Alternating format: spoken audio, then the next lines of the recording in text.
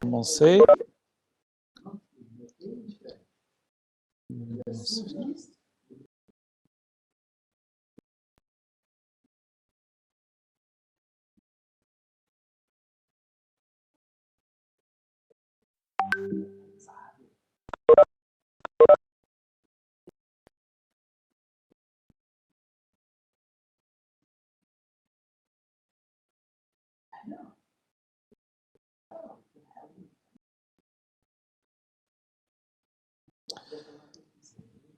Bien, alors j'ai lancé l'enregistrement, comme ça vous pouvez toujours revenir sur ça. Donc la dernière fois, nous étions en train de parler de la sous-couche MAC et les deux principales tâches, bien sûr, de cette sous-couche. Il y a bien sûr le protocole d'accès au support, n'est-ce pas? Et nous avons parlé des techniques d'accès au support, à savoir les techniques statiques et les techniques dynamiques. Des techniques aléatoires et déterministes. Et maintenant, on va passer à une deuxième tâche principale de la sous-couche MAC, qui est donc l'aspect adressage. Bien sûr, là, on parle de l'adressage MAC. Vous rappelez-vous qu'on a parlé de plusieurs niveaux d'adressage. Adressage physique, adressage logique et adressage symbolique ou bien URL. Alors là, on parle, puisqu'on est dans les réseaux locaux, on parle de l'adressage physique, l'adressage MAC. Et bien sûr, la partie de la couche liaison qui s'intéresse à cet aspect-là, c'est la sous-couche MAC. Il y a l'aspect protocole d'accès au support, dont on a déjà parlé en détail la dernière fois. Et là, on va parler de l'adressage. Bien sûr, pourquoi on a besoin d'abord d'adresser? Parce que, bien sûr, chaque machine doit être identifiée de façon unique sur un réseau. D'accord? Et par conséquent, il faut lui associer quelque chose un numéro qui va la distinguer d'autres stations. Donc, chaque station possède une adresse qui lui est propre. Et c'est ce qu'on va trouver. D'ailleurs, on va donner par la suite la forme de la trame dans le réseau Ethernet, par exemple, et on va voir qu'il y a bien sûr les champs adresse, adresse destination et adresse source, DA et SA. D'accord? Donc, c'est cette adresse-là qui est incluse dans la trame. D'accord? Les stations, bien sûr, examinent les adresses dans les trames et copient la trame portant leur adresse. D'accord? Donc, puisqu'on est dans un réseau local, les trames sont diffusées et tout le monde reçoit les trames qui sont échangées sur le réseau. Mais bien sûr, tout le monde ne traite pas, d'accord? Tout le monde ne traite pas la trame, ne copie pas la trame. Seuls, bien sûr, les concernés, les stations qui sont concernées par une trame, vont copier cette trame-là. Et comment ils vont savoir est-ce qu'elles sont concernées ou pas par cette trame? C'est en examinant le champ adresse-destination. Je suis dans le réseau, je vois passer une trame, je regarde le champ adresse-destination.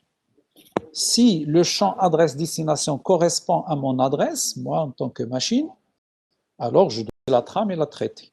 Sinon, je la laisse passer.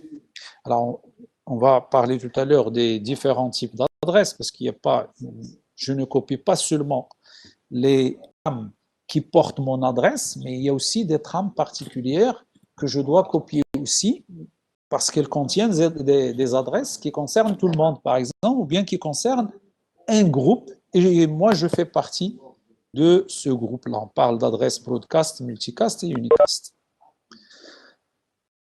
Bien, alors regardons maintenant la forme d'une adresse qui était bien sûr qui est normalisée sous la norme I3E 802.1. Il y a un format d'adressage propre à tous les protocoles des réseaux locaux.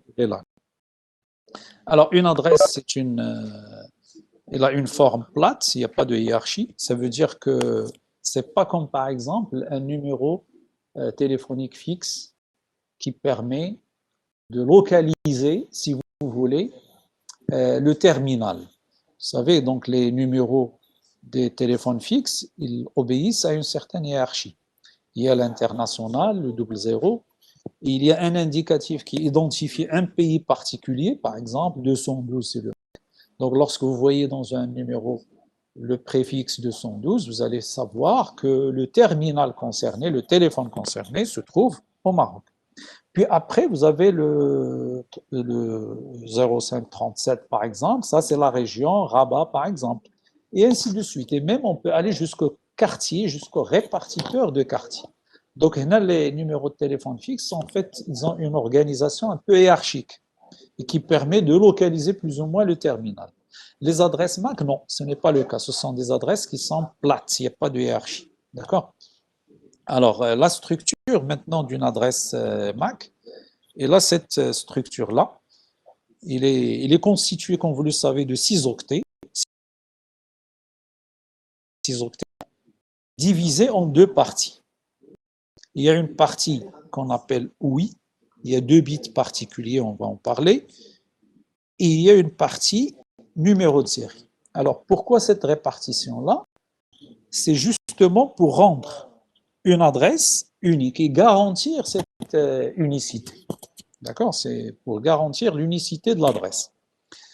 Alors, vous avez d'abord le premier bit de l'adresse, qu'on appelle le bit IG, suivi par un deuxième bit qu'on appelle le bit UL, et puis l'OUI, c'est un préfixe qui identifie un constructeur particulier, et puis le numéro de série qui identifie la carte réseau, ou bien le coupleur en question, chez le constructeur.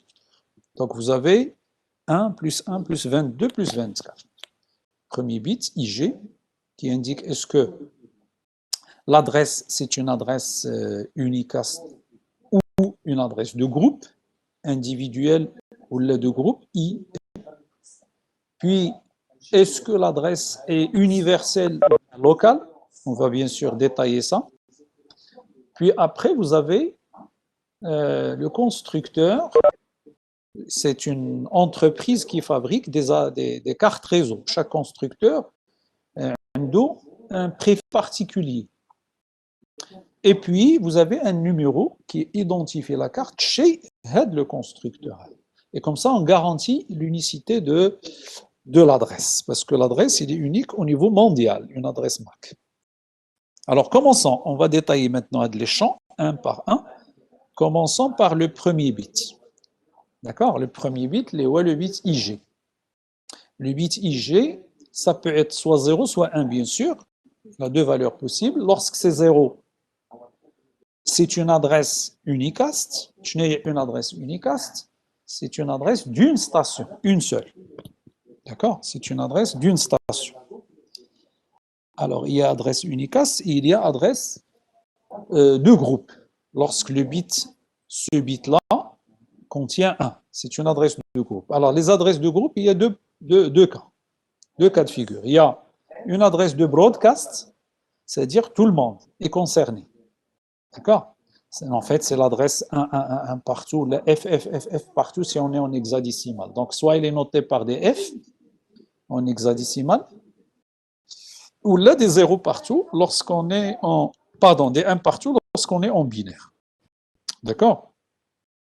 Il y a donc l'adresse de broadcast, mais il y a aussi ce qu'on appelle l'adresse de multicast. Je n'ai une adresse multicast, c'est une adresse d'un groupe. D'accord? C'est une adresse d'un groupe. Ce n'est pas tout le monde, mais c'est seulement les gens qui sont abonnés dans ce groupe-là, ils font partie du groupe. On met les concernés. Alors, les adresses multicast, ce sont des adresses particulières. Ils commencent à l'adresse 01005E, puis 60, ça c'est en hexadécimal. Ils vont jusqu'à 01005E, 7F. Donc tout ça, c'est des adresses multicast. Donc c'est des adresses particulières qui sont réservées pour certaines tâches particulières. Par exemple, les routeurs les utilisent pour échanger des informations entre eux, etc. Donc lorsqu'un routeur envoie une information, plusieurs machines la reçoivent, mais seulement, par exemple, les routeurs voisins sont concernés parce qu'ils font partie du groupe voisin d'un routeur donné, par exemple. Donc, le groupe, ça permet d'identifier de l'ensemble. Mais si on veut adresser l'ensemble, c'est une adresse de broadcast ou une adresse de diffusion. D'accord? Adresse de diffusion, c'est tous les bits sont à 1. Comme la notion de workgroup sur Windows. Alors, workgroup, c'est un peu plus logique que physique. Là, on parle d'adresse MAC. D'accord? Alors, et pour comprendre de la notion, imaginons si par exemple vous êtes la promotion deuxième année informatique, si je veux parler à tout le monde, je diffuse un message et je dis ça concerne la deuxième année. Ici, donc, c'est un broadcast. L'information que je diffuse concerne l'ensemble. Si par exemple, je vous dis le groupe A va faire TP avec moi, le groupe B va le faire avec une autre personne. Donc, lorsque je parle au groupe A, là, je parle à un groupe. Tout le monde reçoit mon message, voilà qu'un seul, le groupe A est concerné par mon message. Vous comprenez? Donc, à dire la notion de multicast et de broadcast. Donc, c'est un groupe. Lorsque le groupe est entier, on parle de broadcast, c'est une diffusion. D'accord? Donc, il y a les trois types d'adresses qu'on a. Multicast et broadcast. Et le premier bit, justement, ça permet d'identifier, de dire est-ce que c'est une adresse individuelle, donc unicast, ou bien une adresse de groupe. D'accord? Groupe qui peut être soit multicast, soit broadcast. Alors, si on regarde maintenant, donc ça, c'est des exemples. Vous avez l'adresse de broadcast, c'est ça, c'est F, F, F, F, etc. En hexadécimal, 6 octets, vous voyez, un premier, deuxième, troisième, quatrième, cinquième, 6 octets. Bien sûr, en binaire, c'est partout des 1, parce que F, c'est 15 en hexadécimal, et donc, c'est 1 et 4, 1, ça fait 8 fois 1. F, ça fait 8 fois 1, donc c'est un octet. Alors, adresse multicast. Le premier bit d'adresse transmis est égal à 1. D'accord? Et le premier octet de l'adresse est impair. Donc ça, c'est un moyen de, à partir de l'adresse qu'on reçoit, on peut savoir est-ce que c'est une adresse de multicast ou pas. D'accord? D'ailleurs, c'est le cas aussi pour les adresses de broadcast. L'octet est impair parce que c'est un F. Alors, les adresses individuelles comprend le premier bit transmis à 0. Premier octet d'adresse pair. Donc ça, puisque c'est un 0, donc il se termine par 0, ça veut dire que c'est une valeur paire. Ça permet aussi de savoir si une adresse est une adresse individuelle ou pas. Alors, les notations, on peut noter une adresse soit avec des 2 points, donc c'est un octet puis 2 points, un deuxième octet, 2 points, etc., ou bien des tirés, ou bien rien. Donc ça dépend, il y a plusieurs notations, mais la plus connue, donc c'est avec des 2 points qu'on appelle la notation I3E ou bien canonique. Alors regardons maintenant le deuxième bit. Le deuxième bit, c'est un bit qui indique si l'adresse est locale ou bien globale. D'accord? Ou bien universelle. Donc on a UL, soit universel, soit local. Alors lorsque c'est un 0, alors l'adresse est administrée globalement. C'est une adresse unique au niveau mondial, etc. Et bien sûr, on va trouver la suite d'ILA, un préfixe d'un constructeur donné et un numéro de série qui identifie la carte chez avec le constructeur. Ou bien, administré localement, c'est une adresse relative qui n'a de sens que dans le réseau local. Alors ça, parfois, c'est l'administrateur qui intervient pour associer une adresse à une machine. D'accord? Et qui n'a de sens que localement. D'accord? Et ça, c'est pour optimiser le plan d'adressage. Ça, c'est généralement utilisé dans le réseau token ring, etc. C'est pour diminuer la taille de l'adresse. D'accord? C'est pour diminuer la taille de l'adresse. C'est-à-dire qu'on va faire une sorte de mapping à une table qui dit telle adresse correspond à telle valeur. Vous avez un ensemble de machines sur un réseau, comme si on va les numéroter. Ça, c'est la machine numéro 1. numéro 2, numéro 3, numéro 4, etc. Mais ça, ça n'identifie la machine que localement. Le numéro n'a pas de sens à l'extérieur. Pour que l'adresse soit reconnue de façon universelle, il faut laisser la vraie adresse qui est donnée à la carte par le constructeur. Bien, alors si on passe maintenant au troisième champ, le champ qu'on a appelé OUI, d'accord? Un identificateur unique qui identifie une organisation, c'est-à-dire un constructeur. Si je reviens maintenant à la forme de l'adresse, voilà. Vous avez les 2 bits dont on a parlé. Après, vous avez les 22 bits qui suivent. Ça identifie un constructeur. Chaque constructeur, Intel, HP, Xerox, etc., donc les constructeurs qui sont connus et qui fabriquent des cartes réseau, alors ces constructeurs-là, chacun possède un préfixe, une valeur, ou parfois plusieurs. Mais si il a déjà consommé un préfixe là, on peut lui donner un deuxième. Alors, qui lui donne ce préfixe? C'est l'I3E. Voilà, c'est l'organisme I3E qui va lui donner cette identité, ce préfixe-là, et bien sûr moyennant un paiement, etc. Et donc, chaque entreprise qui décide de fabriquer des cartes réseau, elle doit s'adresser à l'I3E pour demander un préfixe qui va lui permettre de fabriquer des cartes réseau et leur donner avec le préfixe pour identifier les cartes réseau avec le constructeur. Pourquoi on fait ça? C'est pour garantir l'unicité. Mais chez une valeur une carte réseau. En fait, le numéro, bien l'adresse de la carte est constituée d'un préfixe qui est alloué par les 3E, qui centralise en fait avec les préfixes. Donc, un préfixe ne peut pas être donné 2 fois à une entreprise, ou bien un préfixe ne peut pas être donné à le même préfixe donné à plusieurs entreprises. Ce n'est pas possible, d'accord? Et comme ça, on est sûr que les préfixes sont uniques dans le monde. Puis après, il y a le 4e et dernier champ, le numéro de série.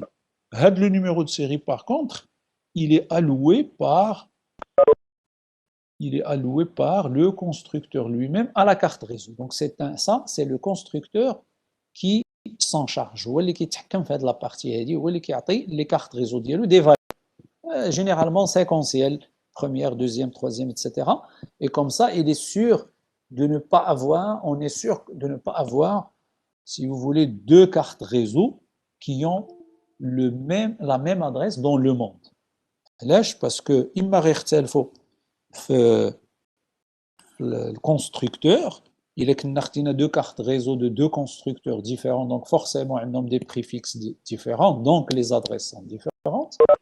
Ou bien nous avons 2 cartes réseau d'un même constructeur, ils vont avoir le même préfixe constructeur, mais ils vont avoir des numéros de série qui sont différents, et ça c'est garanti par le constructeur. Donc l'unicité du préfixe constructeur est garantie par les 3E, et l'unicité du numéro de série est garantie par le constructeur. Voilà des exemples de préfixes de constructeurs qui sont connus comme Cisco, comme HP, etc. Alors, donc là, c'est toujours la notion d'individuel ou bien local, ou bien une adresse individuelle qui peut être administrée soit localement, soit globalement. C'est ce que j'ai dit tout à l'heure. Localement signifie qu'il n'a de sens que pour le réseau sur lequel il est connecté. Et dans ce cas, le deuxième bit, il va prendre la valeur 1, c'est-à-dire local. Ou alors, il est universel. Et donc, l'adresse, elle est unique dans le monde. Et il est garanti par les œufs et le constructeur lui-même. Et dans ce cas, le deuxième bit, est à 0.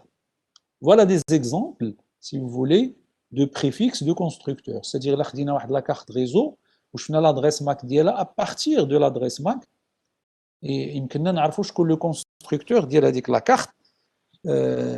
Est-ce que c'est Intel, est-ce que c'est Apple, est-ce que c'est etc. Novell, DEC, et ainsi de suite.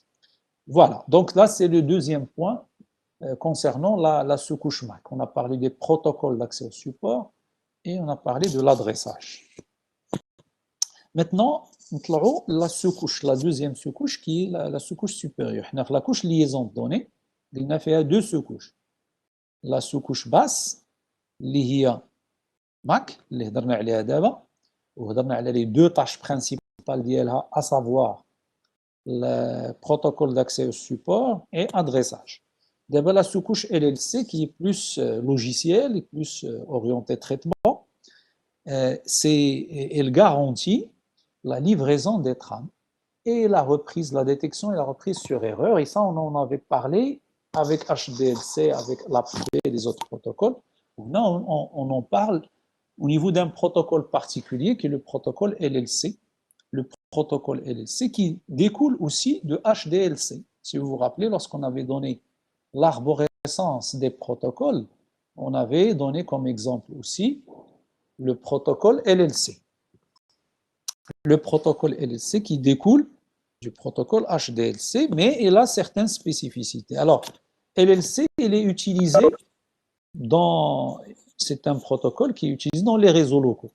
D'accord? C'est un protocole qui est utilisé dans les réseaux locaux. Il est conforme, bien sûr, à la couche 2 de ROSI. Et il est normalisé par la norme 802.2. Alors, je ne sais pas si vous vous rappelez d'un schéma qu'on avait vu auparavant. Je ne sais pas si je l'ai, donc on va peut-être revenir sur ça pour le montrer, qui montre un peu la notion de... Voilà, c'est ça.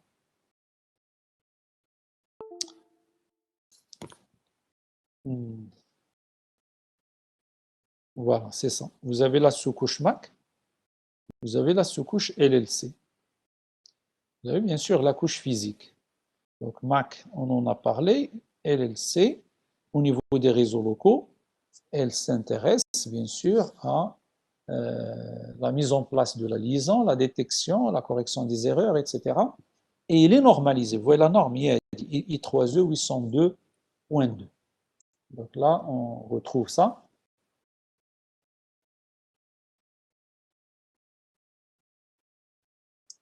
Voilà. Donc c'est la norme 802.2. Alors, la sous-couche LLC, elle est commune à l'ensemble des réseaux. C'est ce qu'on vient de montrer sur le schéma. Alors que la partie MAC et physique, elles sont spécifiques à chaque type de LAN, à chaque type de réseau. Parce que chaque réseau local a la technique, la méthode d'accès qui est spécifique, soit jetant, soit CSMA, soit CACD, soit etc. Et au niveau physique, les supports sont différents, les topologies sont différentes, etc. Par contre, la sous-couche LLC, elle est commune. Alors, il dérive bien sûr de HDLC, et les réseaux locaux nous proposent trois niveaux, on va dire trois types de protocoles LLC, qui est LLC1, LLC2 et LLC3. En fait, LLC1 et LLC2, ce sont les deux extrêmes. Donc LLC1, c'est un protocole qui n'est pas orienté connexion et qui n'est pas fiable, parce qu'il n'utilise pas d'acquittement. Vous vous rappelez de orienté connexion et de fiable. Donc fiable, ça veut dire qu'il utilise des acquittements, il garantit l'acheminement des paquets, l'arrivée des paquets, parce qu'on va envoyer une trame et on va attendre l'acquittement. Si l'acquittement arrive, ça veut dire qu'il est arrivé correctement. Si l'acquittement n'arrive pas, on va retransmettre. D'accord? Donc lorsqu'on n'utilise pas d'acquittement, c'est-à-dire que le protocole n'est pas fiable, il n'utilise pas les acquittements. Et orienté connexion, on avait dit, ça veut dire qu'on va établir une connexion avant d'envoyer les données, on va libérer cette connexion à la fin, en trois phases.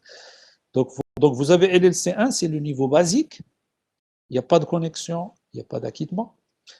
LLC2, c'est le niveau maximal, c'est-à-dire vous avez une connexion et vous avez des acquittements, donc orienté connexion et fiable. Alors on peut comparer ça avec UDP et TCP par exemple. La couche transport. La couche transport, dans TCP/IP, il y a deux protocoles, UDP et TCP. TCP, c'est comme LLC2. Il est orienté connexion, utilise des acquittements fiables. UDP, comme LLC1, il n'est pas orienté connexion, il n'est pas fiable. Alors, LLC3, il est entre les deux. Donc, il n'est pas orienté connexion, mais il est fiable. D'accord? Le système postal recommandé. Le système postal recommandé, là, c'est une lettre recommandée. Pas connecté, bien sûr, mais on n'établit pas de connexion. Vous n'appelez pas une personne pour lui envoyer une lettre, etc. On envoie la lettre et c'est tout. Mais lorsque cette lettre est recommandée, ça veut dire qu'il est fiable. Il y a un acquittement, il y a une réception. Celui qui reçoit la lettre, il doit signer un papier comme quoi il a reçu la lettre et ça nous revient. Donc, et par conséquent, on garantit l'arrivée des données. LLC3, c'est ça. D'accord, c'est entre les deux. Bien, alors LLC, c'est un protocole de niveau liaison de données qui s'interface avec la couche réseau et la sous-couche MAC. Et son rôle, c'est comme ce qu'on avait vu avec les sous-couches de HDLC, les protocoles HDLC, LAB, etc. Ils utilisent eux aussi des primitives pour l'envoi, pour la réception de données. Par exemple, dans le cas sans connexion, on va faire appel à la fonction request pour demander quelque chose, un service, pour l'envoi de données. Par exemple, ici, l.data.request, c'est demande d'envoi de données, de la couche liaison de données. Ou bien, c'est une indication de l'arrivée de données à la destination. Donc, on met les deux fonctions, les deux primitives qui sont utilisées dans le cas sans connexion. Et dans le cas avec connexion, bien sûr, il y a d'autres. Il n'y a pas seulement l'échange de données, parce que lorsque le protocole n'est pas orienté connexion, il passe directement à l'envoi des données, il n'établit pas de connexion, il ne libère pas de connexion à la fin. Par contre, en mode connecté, on fait ces choses-là, et donc il y a une demande d'abord, donc request, indication, ou bien response et confirmation. Donc là, vous avez ça, c'est les primitives. C'est pour établir la connexion. Puis après, il y a les primitives d'envoi-réception des données. Vous voyez le data ici. Et puis,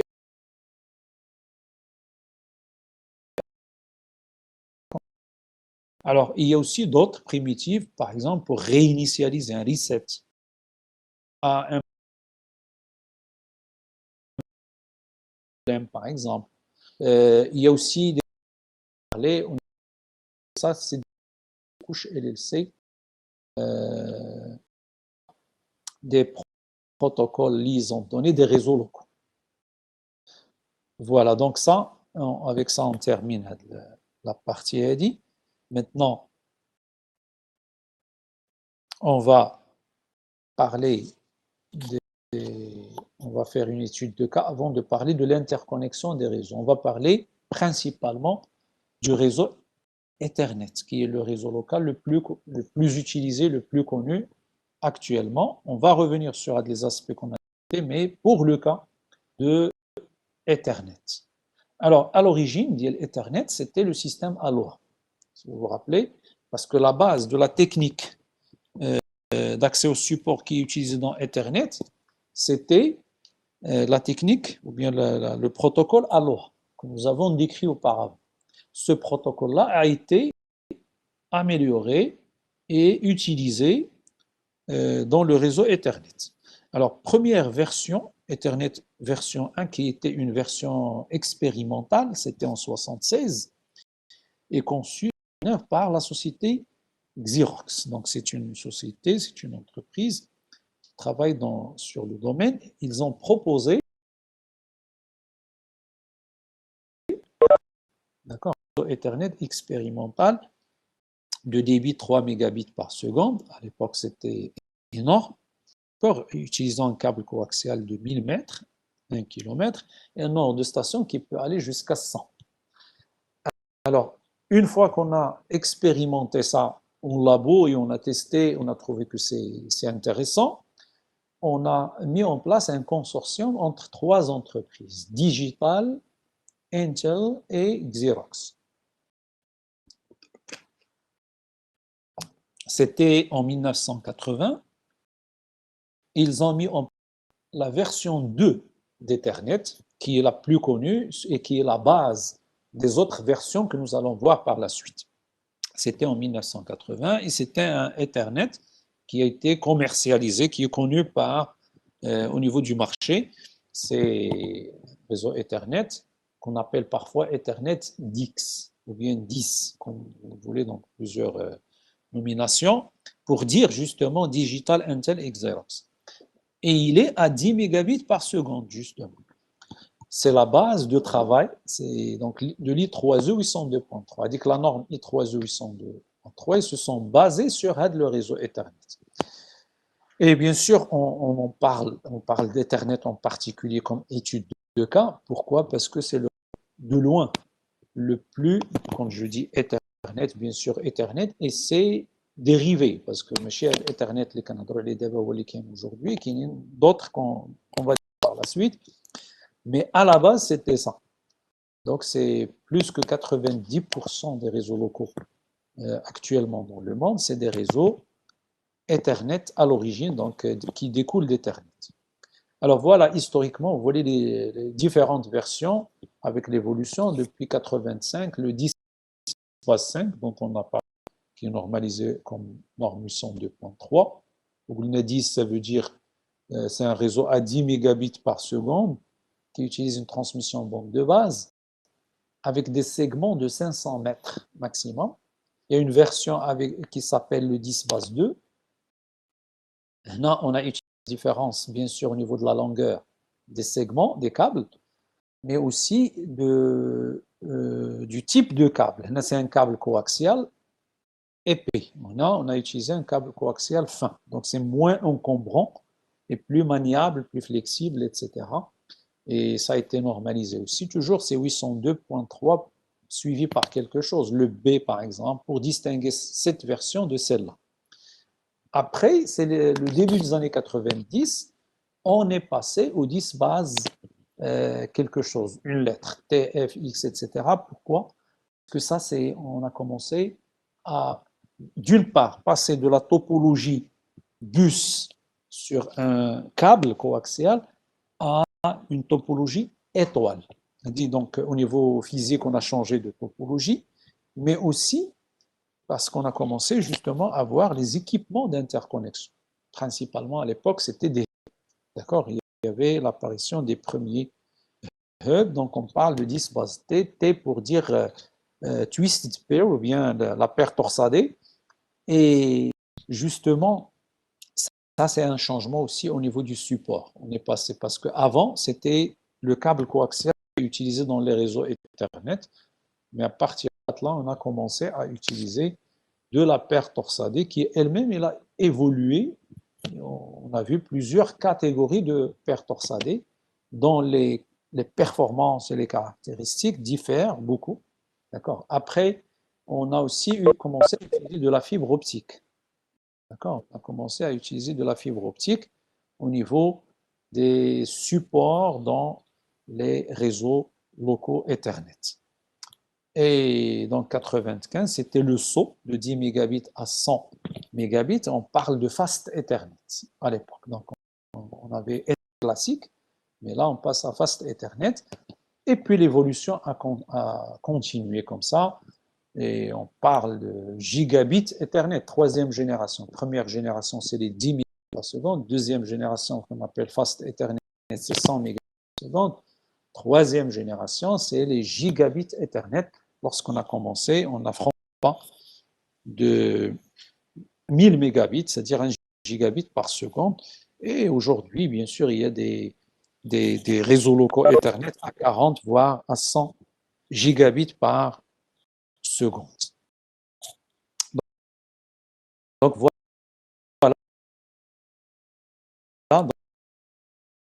l'aperçu. Alors revenons maintenant à l'origine. Donc la norme de qui est la base locaux Ethernet coaxial. D'accord, c'est donc écoute de la porte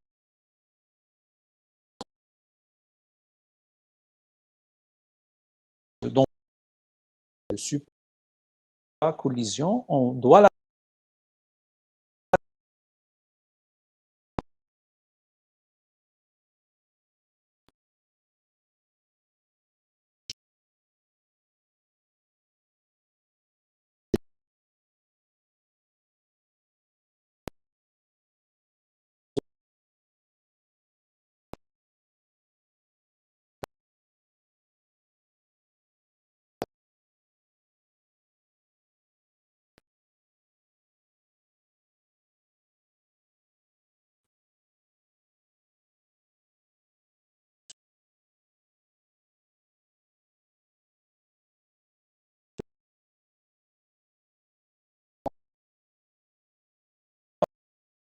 le système se fait par un préambule. On va voir la trame Ethernet et on va voir qu'il y a toujours un préambule qui est envoyé au début pour synchroniser les stations avant d'envoyer la trame, avant d'envoyer les données. Alors, ce qui n'était pas prévu à l'époque, c'était le full duplex. À l'époque, on n'a pas, c'était pas un objectif, on ne pouvait pas le faire de en même temps, ou bien de permettre à deux stations d'envoyer en même temps. Ça, c'était pas possible. Aujourd'hui, c'est possible. On va voir pourquoi. Le contrôle d'erreur, d'accord, donc minimal, pas d'acquittement pour simplifier.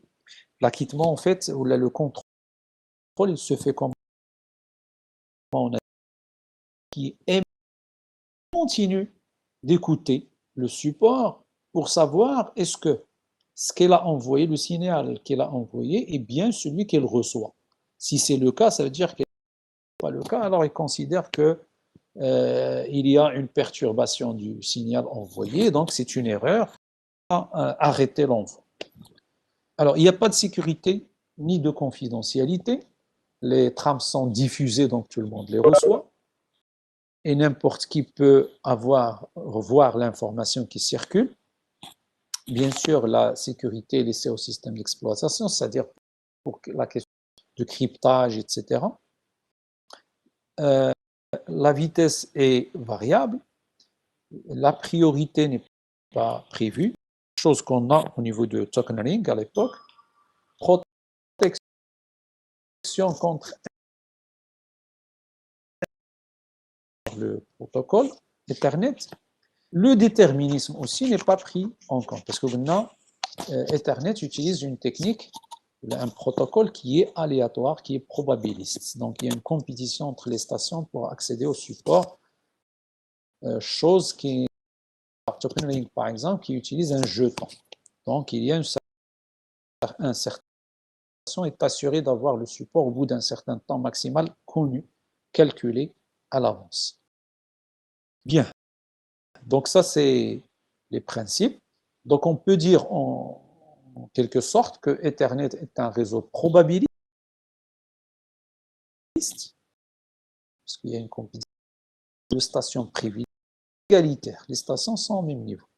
Alors celui qui a mis en place le protocole, le professeur Metcalfe, il disait, il résume en disant c'est une comparaison avec une réunion sans animateur entre gens polis. Oui. Donc ça, c'est le résumé. Ça veut dire quoi ça? Ça veut dire que si on est dans une réunion ensemble, dans une même salle, si quelqu'un veut parler, qu'est-ce qu'il fait? Il écoute, il attend. S'il veut parler, il faut le respecter, il faut le laisser terminer. Si personne ne parle, on peut parler. Maintenant, si deux personnes parlent en même temps, parce qu'il y avait un silence, au bout d'un certain temps, les deux parler en même temps. Alors, on va arrêter, tous les deux, ils vont arrêter, et au bout d'un certain temps calculé par chacun, l'un d'eux va reprendre la parole, et comme ça, on règle la collision qu'il y a eu entre les deux. Donc, les stations, c'est comme ça qu'elles se comportent, et la technique, le protocole CSMA-CD, c'est ça, son principe, si vous voulez. Alors là, c'est un slide qui montre un petit peu, si vous voulez, l'emplacement des protocoles physiques et liaisons de données. Alors ça, c'est un câble qui connecte une station. La station, il est à partir d'ici. Il la connecte au réseau. Ça, c'est le câble réseau. Ça, c'est le connecteur entre l'ordinateur et le support de transmission, par exemple le bus réseau. Alors, si on regarde, ça, c'est la carte réseau. Donc, le protocole MAC, il est à ce niveau. Le physique, c'est la partie physique. D'accord? La partie physique, c'est ça, c'est le support, c'est la topologie, etc. Maintenant, MAC, il est installé, donc le protocole, vous voyez la couche liaison de données, normalement, il est installé sur la carte réseau. Il exécute le processeur au niveau du coupleur de la carte réseau. Donc là, vous avez la sous-couche MAC, vous avez la sous-couche LLC. Après, vous avez ça, c'est le bus de la station. Donc à partir de la carte réseau vers la mémoire de l'ordinateur, etc. Et comme ça, les autres couches, à partir de la couche liaison, c'est-à-dire la couche réseau, la couche transport, etc., elles sont au niveau du système d'exploitation, sont exécutées par le processeur principal et non pas le processeur d'entrée-sortie qui est sur la carte réseau. Donc ça montre un petit peu l'emplacement, si vous voulez, des protocoles au niveau d'une machine. Alors là, on arrive à la structure d'une trame I3E 802.3 ou bien Ethernet, parce qu'il y a une nuance entre les deux, Ethernet original et I3E 802.3, c'est la norme, c'est ce qui a été normalisé. On a bien sûr, entre les deux, il y a quelques petites différences très minimes, puisque la norme elle est basée sur la version Ethernet d'origine. Alors, la structure de la trame, c'est ça. Il y a un préambule sur 7 octets, il y a un SFD, le Start Frame Delimiter, ou bien le délimiteur de début de trame. Le préambule, c'est une suite de bits dont on va voir, c'est 7 octets, c'est les mêmes octets qui se répètent pour essayer en quelque sorte de réveiller la station ou le réseau. Il ne vient pas et envoyer directement les données, il commence par envoyer pour en quelque sorte synchroniser la station avant de commencer à envoyer les champs. Ça, c'est un octet qui sépare le préambule avec les champs protocolaires. La station, ce qui l'intéresse, c'est à partir d'ici. Et bien sûr, vous pouvez voir qu'il y a d'abord l'adresse de destination, puis l'adresse source. Donc, là, c'est l'adresse du destinataire. Ça, c'est l'adresse de celui qui a envoyé, l'émetteur. Puis après, vous avez la longueur des données. C'est un champ sur 2 octets. Là, les adresses sont 2 champs sur 6 octets chacun. Adresse source, adresse destination, c'est des adresses sur MAC qu'on vient de voir. Et après, vous avez le champ data, le champ données, qui est un champ variable. Là, les champs Kemlin, un nombre de tailles fixes. Et enfin, vous avez le FCS, comme dans le cas de HDLC, tous les protocoles de liaison de données, sauf le champ data, bien sûr, qui est variable. Il varie de 46 octets à 1500 octets. Les autres champs protocolaires, 6 plus 6, 12 plus 2, 14, si on l'ajoute à 46, ça va nous plus bien sûr les 4 octets de le FCS, ça va nous donner un total de 64 octets. D'accord? 64 octets. Qui est la taille minimale du حسبنا كل شيء. إذا حسبنا غير les données, la taille minimale c'est 46. إذا حسبنا كل شيء, c'est 64.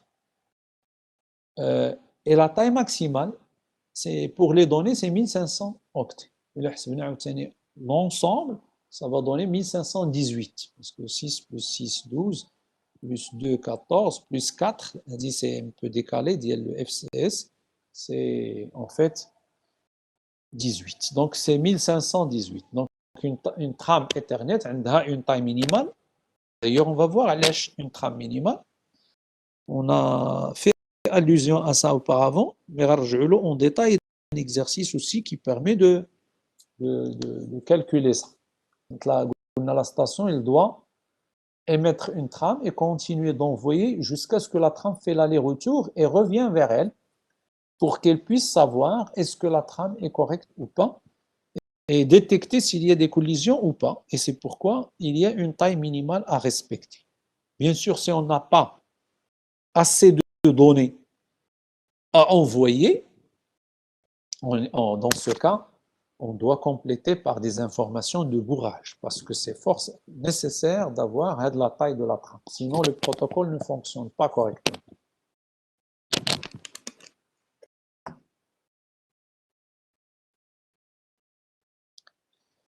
Bien, alors, format d'une trame I3E 802.3, il y a le format ديالها. Le sens de circulation de la trame. On commence par envoyer le préambule. On envoie le SFD, l'adresse destination, l'adresse source, le champ longueur donnée, les données, puis le FCS. Donc la trame circule dans ce sens-là, en ce qui concerne les octets. Bien sûr, vous remarquez aussi que le premier champ protocolaire, c'est l'adresse de destination. Alors, à votre avis, pourquoi? En général, on commence par envoyer l'adresse de destination en premier.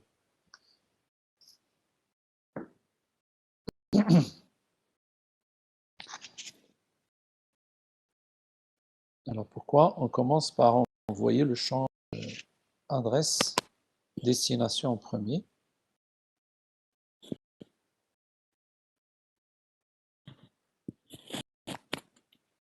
Alors, pas de réponse.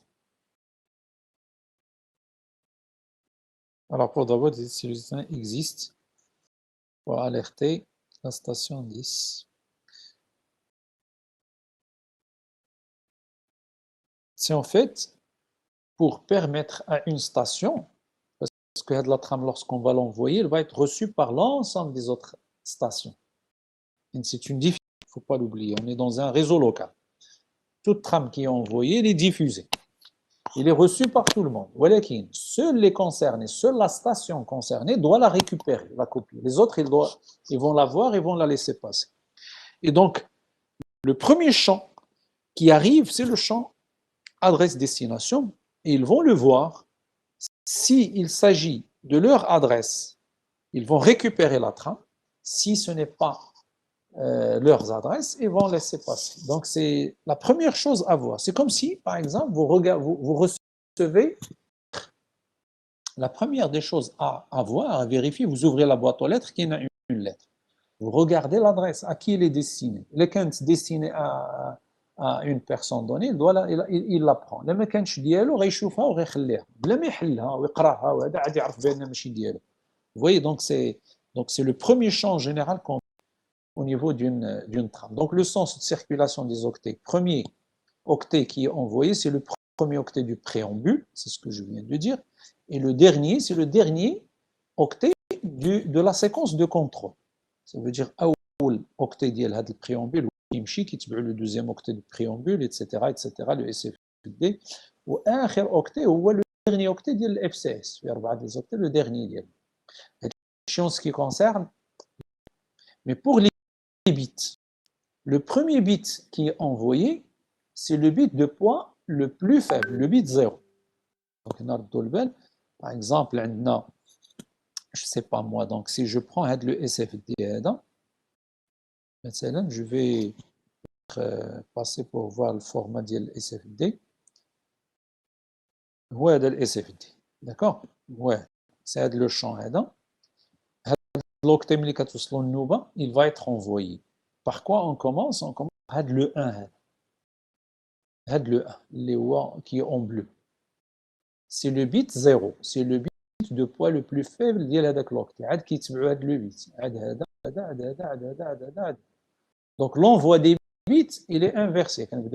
Inversé par rapport à l'écriture. D'accord? Le bit le poids le plus faible كنصيفطوه l'octet كامل. كنجيو le champ. Le champ suivant, كنشوفوا le premier octet. عاوتاني هذاك le premier octet, le bit de poids le plus faible en premier. Vous voyez, donc le sens de circulation, c'est le premier bit envoyé, c'est le bit de poids le plus faible, le bit 0. Le dernier, le bit de poids le plus faible. en ce qui concerne I3E 802, c'est-à-dire Ethernet, en quelque sorte. Alors, dans Token Ring, dans le réseau Token Ring, c'est l'inverse. D'accord? On commence par envoyer le bit de poids le plus fort. Et justement, là, j'attire votre attention sur le point là, c'est une différence entre Ethernet et Token Ring. L'interconnexion des réseaux, on va trouver un problème. Si vous voulez interconnecter un réseau Ethernet avec un réseau Token Ring, là, les trames qui se prend le bit de poids le plus faible, on a qui se prend le bit de poids le plus fort. Donc, une station sur Ethernet qui va envoyer une trame à une station sur Token Ring, s'ils sont connectés entre eux, va être mal interprétée. Parce que la convention d'Ethernet est l'inverse de la convention de Token Ring. Et c'est pourquoi on ne peut pas connecter un réseau Ethernet avec un réseau directement. Je nous redire cela. Qu'est-ce qu'il va falloir pour les interconnecter? À votre avis, je n'aurais cela. Pour interconnecter deux réseaux, par exemple, il y a plusieurs niveaux d'hétérogénéité qui ont plusieurs différences. Mais entre autres, l'aspect de l'envoi, de circulation des bits. Il faut un équipement d'interconnexion qui est capable de régler ce problème. Et il reçoit les trames du réseau Ethernet et il va les adapter avant de les envoyer au réseau Token Ring. C'est ça. Donc, la trame, le premier, c'est le préambule. Il est constitué de 7 octets, où ces octets-là, vous mettez 1, 0, 1, 0, 1, 0, 1, 0. C'est une succession de 1, 0. D'accord? Et l'intérêt, c'est la synchronisation des horloges locales des différentes stations du réseau. Parce que dans Ethernet, on peut avoir des moments de silence. Des moments où aucune station n'envoie à aucune autre station. C'est-à-dire que le moment, il y a une dérive des horloges des stations. C'est une désynchronisation. Donc, qu'est-ce qu'on fait pour régler ça? C'est on envoie le préambule au début qui permet aux stations de se resynchroniser avant de commencer à envoyer les données. Dans Token Ring, on n'a pas besoin d'envoyer le préambule, un long préambule comme ça. Pourquoi? Qui peut me dire pourquoi? Pourquoi? Pourquoi? Parce que tout simplement, dans Token Ring, il y a une trame qui tourne tout le temps. Et cette trame-là, elle permet entre autres de synchroniser les stations. Et cette trame, c'est ce que nous avons appelé auparavant un jeton. D'accord? C'est une différence aussi entre Token Ring et, parce que là, je suis en train de parler de Ethernet, et je compare Val, une grande concurrence entre les deux, les années, fin des années 90, donc entre les deux réseaux.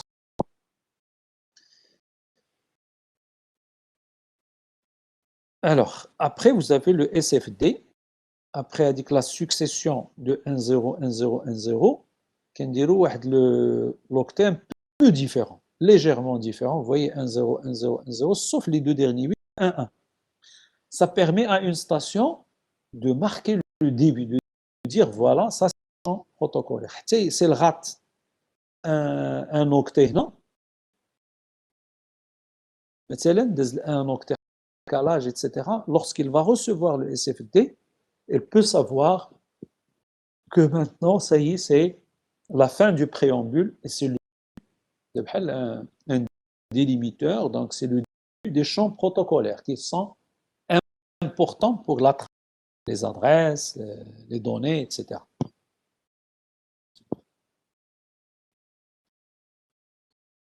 Oui, donc avec le préambule, c'est un peu comme le fanion, sauf qu'il est un peu long ici parce qu'on est dans un réseau à diffusion.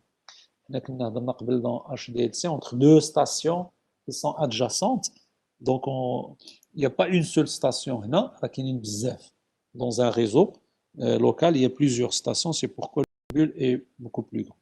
Alors, les champs suivants, vous avez bien sûr les adresses.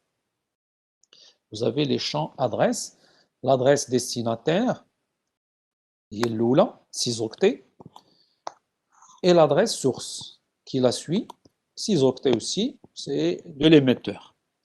Alors, l'adresse de destination, l'adresse source, ça ne peut être qu'une adresse physique d'une station qui émet la trame. L'adresse source, c'est qu'est-ce qu'on dit mal l'adresse de la station qui va émettre la trame, qui transmet la trame. D'accord? Par contre, ici, l'adresse destination, ça peut être l'une des 3 adresses dont on a parlé tout à l'heure. L'adresse de destination, ça peut être une adresse unicast, c'est-à-dire l'adresse d'une station, lorsqu'une station A envoie une station B. Alors la station A va mettre son adresse ici, l'adresse de A, et va mettre l'adresse de B ici, d'accord, qui est unique, unicast. Deuxième possibilité, l'adresse destination, il peut une adresse de broadcast. شنو هي l'adresse de broadcast؟ هي اللي قلنا avant, c'est FFFF partout en hexadécimal, ou bien des 1 partout en binaire. Ça veut dire que la trame, il concerne quelle station? Il concerne toutes les stations du réseau local. D'accord? C'est un broadcast, c'est une diffusion. Ou alors, ça peut être entre les deux. On a une adresse de multicast. Seules quelques stations du réseau sont concernées. Les stations,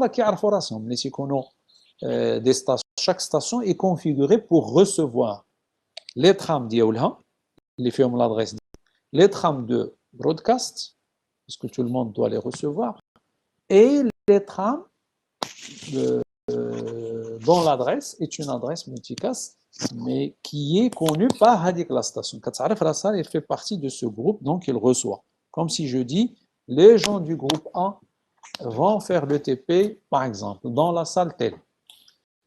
J'ai diffusé le message, tout le monde l'a reçu, le groupe A est concerné par mon message. Les autres ne sont pas dans le groupe, et donc ils vont ignorer le message. Par contre, les gens du groupe A, ils vont recevoir le message et le traiter, et le mémoriser, etc. Alors, le champ suivant, c'est la longueur des données, parce que les données sont variables. D'accord? On ajoute un champ longueur pour dire à quel niveau se terminent les données, et donc après, ça sera le FCS. Donc, la taille, bien sûr, il est représenté sur 2 octets parce que le champ donné, maximum, il peut aller jusqu'à 1500 octets. D'accord? Donc, c'est une valeur, bien sûr, ici, qui va permettre d'avoir jusqu'à, sur 2 octets, on peut aller jusqu'à 64 000, etc. Mais, bien sûr, ici, un maximum de 1500 octets. Alors, avant, dans la version Ethernet, avant la normalisation I3E 802.3, le champ longueur des données, qui dira le type du protocole de niveau 3 qui a fourni les données à Ethernet, au protocole Ethernet. Il y en a qui diront le champ longueur des données, mais qui diront le type du protocole. Par exemple, ça peut être ici le protocole TCP, ou là, le protocole NCP, ou le protocole, etc. Un protocole, on va dire, de niveau 3, niveau réseau. D'accord? Et bien sûr, c'est ce protocole-là qui se charge de savoir d'éditer les données. Alors après, vous avez le champ data, le champ données, qui est compris entre 46 octets et 1500 octets, ce qu'on appelle le payload, ou bien les données utiles. Parce que c'est l'enveloppe, si vous voulez, c'est des données supplémentaires. Bien sûr, ce sont obligatoires, parce que ça permet d'acheminer les trames, etc., de les remettre, et ainsi de suite. Mais les vraies données sont la couche liaison, c'est ça. Alors, si jamais les données à envoyer, le champ data, n'atteint pas les 46 octets, on veut envoyer une commande. J'ai tapé une commande, par exemple, de quelques octets, je ne sais pas moi, ls-l sur une machine distante, dans le réseau local, sur le serveur, je vais me connecter. Et je tape Entrée. Donc, là, le nombre de de caractères ou de données à envoyer n'arrive pas à 46 octets. Alors, dans ce cas-là, bien sûr, qu'est-ce qui se passe? On ajoute ce qu'on appelle le padding, donc on ajoute, on complète par des octets bidons, c'est seulement pour avoir la taille minimale d'une trame liée à 64 octets, avec les champs protocolaires. Le dernier champ, c'est le FCS, le Frame Check Sequence, dont le rôle est le même que celui dont on a parlé auparavant dans HDLC, donc je passe sur ça, et utilise la même technique du calcul polynomial, d'accord? Il est représenté sur 4 octets. Voilà. Alors, maintenant, si on passe, bien sûr, le cas de la couche MAC, mais dans Ethernet, qui s'occupe de la transmission, bien sûr, des trames, le rôle de cette sous-couche-là, c'est d'abord d'ajouter le préambule, la structure, les données, il reçoit les données de la couche LLC, la sous-couche LLC, كتزيد عليهم le préambule, avec les 7 octets composés par des 1, 0, 1, 0, etc., le SFD, et le padding si nécessaire. Il a quand la longueur des données inférieure à 46, on va compléter par des informations de bourrage. Elle assemble les champs, adresse source et adresse destinataire, puis la taille, la longueur de la trame, les données et padding. Donc, en quelque sorte, il construit la trame. Il calcule le FCS et l'ajoute à la fin de la trame. Vous voyez, donc, la couche MAC, il construit la trame. Il reçoit les données, il construit la trame, et puis, elle transmet la trame à la couche physique. Donc, il y a le rôle d'ILA, puis il passe à la couche physique, bien sûr en respectant les conditions. Il va écouter d'abord porteuse, le signal. Le protocole, ça consiste à vérifier ce qu'il n'y a rien qui circule sur le réseau. D'accord? Si il n'y a rien, il y a un silence pendant 9,6 microsecondes au moins, la transmission s'effectue. On va rejoindre la durée est dit, on va voir pourquoi. Sinon, elle attend jusqu'à ce qu'il n'y a rien sur le réseau avant de commencer la transmission. Donc là, on résume ça sous forme d'un organigramme, d'accord? Un logigramme, si vous voulez. Donc là, on crée la trame. Donc ça, c'est au niveau transmission. Au niveau émission, la sous-couche MAC, qu'est-ce qu'elle fait? Elle crée la trame. Il vérifie ce qu'il y a une transmission en cours. Si oui, elle attend. Sinon, il commence la transmission. Il va voir, il continue d'écouter pour détecter les collisions. S'il n'y a pas de collision, on continue d'écouter. Est-ce que la trame est envoyée complètement ou pas? Si oui, si on finit, donc ça veut dire transmission réussie. Alors maintenant, si on détecte une collision, on va faire un brouillage, ça veut dire on va informer les autres stations. La station émettrice, lorsqu'elle détecte une collision, il informe les autres en envoyant la séquence particulière, un brouillage, et puis il va compter les tentatives. Le maximum de tentatives de retransmission. Si vous vous rappelez, on avait parlé de ça 2 fois, donc au premier semestre avec HDLC et dans une séance précédente aussi, on avait dit dans chaque protocole, il y a un maximum de tentatives de retransmission. HDLC, on avait parlé du 10, mais dans Ethernet, on envoie une trame jusqu'à 16 fois. On envoie la première fois et puis on retransmet 15 fois.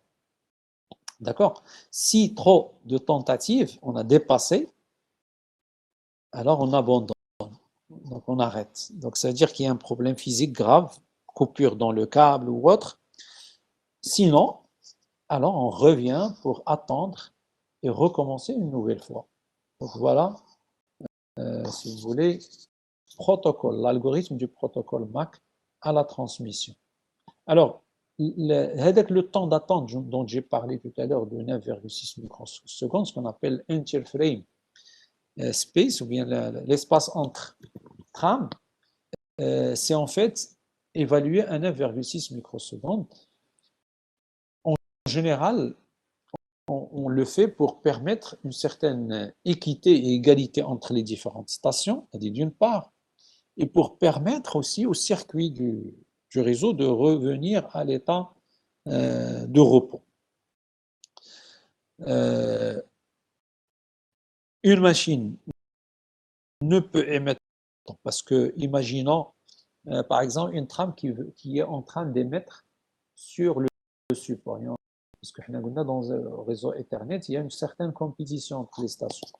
Une station qui est en train de transmettre sur le support, la première trame, c'est la première trame. Puisqu'elle était en train d'envoyer, c'est la plus habilitée à retransmettre une autre fois, et donc il va monopoliser le support. Chose qui va pénaliser les autres stations. Et donc c'est pourquoi on exige qu'à la fin de l'envoi d'une trame, on arrête pendant un certain temps de 9,6 microsecondes qui va permettre aux différentes stations de rentrer en compétition d'une manière égale, sans privilégier celle qui était en train d'envoyer juste avant. Voilà, donc dans cet espace, il permet au circuit électronique de récupérer l'état de repos et aux autres machines de prendre la main à ce moment-là pour émettre, comme ça, parce qu'on a une certaine égalité entre les stations. Maintenant, regarde là, toujours la couche MAC, réseau Ethernet, mais cette fois-ci à la réception. Donc, à la réception, la couche MAC est à l'écoute du signal. Elle récupère, elle reçoit tous les trains de bits qui circulent sur le câble par la couche physique. Les limites des trames sont indiquées par le signal écoute porteuse. Donc, lorsqu'il y a un silence, c'est une fin de trame, etc. Il va enlever le préambule et le SFD de le préambule, le SFD avec l'octet qui indique le début des champs protocolaires dans la trame. Si l'adresse au début, le premier champ protocolaire ou l'adresse destinataire. Donc, si cette adresse ne correspond pas à son adresse, alors il va ignorer la trame poubelle, c'est-à-dire il va ignorer cette trame. Si l'adresse lui correspond, c'est l'adresse de la station en question, alors là, ça veut dire qu'elle est concernée par récupérer. Il va transmettre à la sous-couche LLC les champs adresse destinataire, adresse source, la taille et les données. Calculer le FCS et indiquer une erreur à la couche LLC. Donc, si FCS incorrect, ou bien si la trame est trop grande, par exemple, on reçoit une trame dont la supérieure à 1518, on sait que ce n'est pas possible, parce que maintenant, dans Ethernet, la taille d'une trame ne doit pas dépasser 1518 octets, y compris les champs protocolaires. D'accord? Donc là, on parle de l'erreur de la trame n'est pas un nombre entier d'octets. Ça aussi, qu'il y a que le nombre n'est pas entier, le nombre d'octets n'est pas entier. Normalement, une trame, le nombre d'octets d'une trame est un entier, forcément. Il est qu'elle n'est pas entier. Sur le Qina, 130 octets et 4 bits. C'est pas possible. D'accord? C'est-à-dire qu'il y a eu une erreur d'alignement, il y a eu un décalage. Donc, on ignore la trame et les erreurs. Ou alors, quatrième cas, c'est lorsque la trame est trop petite. Donc, soit une trame trop grande, elle n'est pas acceptée, soit trop petite, parce qu'on sait aussi qu'une trame doit faire au minimum 64 octets. D'accord? Ou bien il y a une erreur d'alignement, ou bien le FCS n'est pas correct. On a les 4 cas qui sont concernés par l'erreur qui est remontée à la couche LLC. Si je prends le dernier cas, lorsque la taille de la trame est inférieure à 64 octets, on constate que c'est une trame collisionnée. Pourquoi? Parce que la taille minimale d'une trame, c'est 64 octets. Et lorsqu'on détecte une collision, en général, on transmission. Et par conséquent, on va arrêter avant de terminer l'envoi, et donc généralement, c'est que la trame de taille inférieure à 64. Donc les trams avec collision, ce qu'on appelle les rents ou les beacons. Voilà le logigramme, bien l'organigramme qui représente ça. Au niveau réception, donc on reçoit la trame. Si on n'arrive pas à la fin, on continue la réception. Si on reçoit toute la trame, on va voir est-ce que c'est une trame courte. S'il est inférieur à 64 octets, oui, on boucle. Sinon, on accepte et puis on voit est-ce que l'adresse est adresse OK, c'est-à-dire est-ce que c'est l'adresse de la station qui reçoit. Sinon, on ignore. Si oui, alors on vérifie le CRC, on calcule le FCS. Donc, si la taille de la trame, c'est un multiple de 8, sinon, c'est-à-dire erreur, on va voir est-ce que c'est un multiple de 8 de l'octet, alors c'est une erreur d'alignement. Si oui, c'est une erreur du CRC, c'est-à-dire lorsqu'il y a erreur. Alors, taille correcte, non, alors c'est une erreur. Oui, alors, ça veut dire que le CRC est correct et la taille est correcte, donc ça veut dire la trame est correcte. Donc, on va faire le désassemblage, la désencapsulation de la trame. Donc, on récupère les différents champs et on va les passer à la couche LLC. Donc là, c'est un organigramme qui résume ce qu'on a vu auparavant sur le rôle, si vous voulez, des différentes trames du protocole MAC. Donc, Ethernet. Une problématique liée à la problématique de la collision. Je vais peut-être m'arrêter là parce que je suis un peu fatigué. Donc, on va continuer parce que là, ça demande un peu de concentration, la partie ready. On va parler justement de la problématique de la collision. On va justement calculer avec la taille minimale d'une trame et le temps de vulnérabilité dont on a parlé plusieurs fois auparavant. On va essayer de le calculer dans les conditions du réseau Ethernet. Alors, je vous ai envoyé la deuxième partie du cours. Je pense que vous l'avez reçu, mais aussi avec un DL. Ce DL-là que vous êtes censé bien sûr faire, mais bien sûr, il y a des parties qu'on n'a pas encore faites. Une fois qu'on termine, la deuxième partie que je viens de vous envoyer, sur TCP/IP, et je vous enverrai un deuxième DL. Comme ça, vous avez l'interconnexion sur la partie TCP/IP. Voilà, donc je vais m'arrêter là. Alors, est-ce qu'il y a des questions? Il y a des remarques? Alors, les DL par binôme, oui, effectivement, les DL doivent être faits par binôme. Donc, chaque binôme va m'envoyer le DL. D'accord? Donc, essayez de vous arranger pour faire des binômes. Mais pas choix ensemble. Donc, des binômes. Sauf si c'est un pair, alors on tolère soit un monôme, soit un trinôme. Un seul. Voilà, donc bon courage et à la prochaine.